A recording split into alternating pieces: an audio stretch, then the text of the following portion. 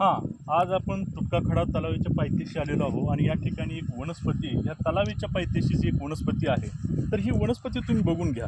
ही वनस्पती आहे, ह्याला कारं म्हटलं जातं किंवा अजून एक दुसरं एक नाव ह्याला व्हर्नाक्युलर नेम आहे, किरणी पण म्हटलं जातं. अशी ही वनस्पती. आता ही वनस्पती जी आहे ती अनेक रोगावरती उपाय करणारी ही वनस्पती आहे.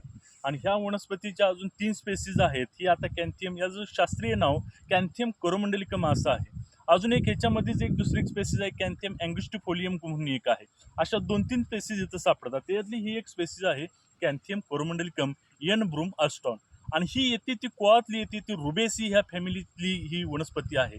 आता ह्या वनस्पतीचं मॉर्फॉलॉजिकल स्ट्रक्चर जर तुम्ही बघितलं तर ह्याला ह्या ठिकाणी हे मोठी अशी थॉर्न दिसत आहेत, हे काटे दिसत आहेत किंवा ल्यूज ह्याची या पद्धतीची एक ल्यूज आहेत. तर हे थॉर्नचा उपयोग यासाठी होतो की ही वनस्पती ड्रॉट कंडिशनमध्ये महत्त्वाचं करून येते.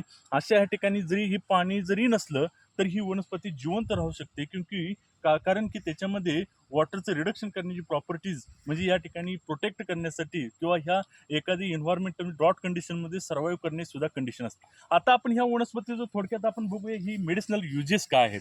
तर मी 2-3 फक्त या ठिकाणी युजेस सांगतो. ह्याचे औषधी उपयोग काय आहेत.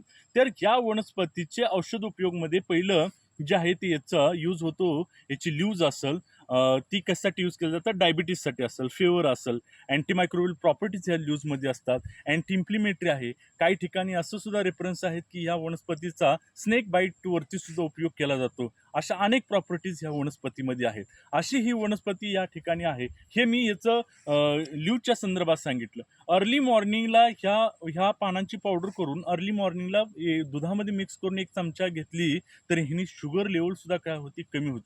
अशी ह्या वनस्पतीची प्रॉपर्टी आहे. आणि दुसरी गोष्ट अशी आहे की याच्यामध्ये दुसरे एक गुणधर्म असा आहे की याचे फ्रूट जे असतात ते फ्रूट इडिबल आहेत.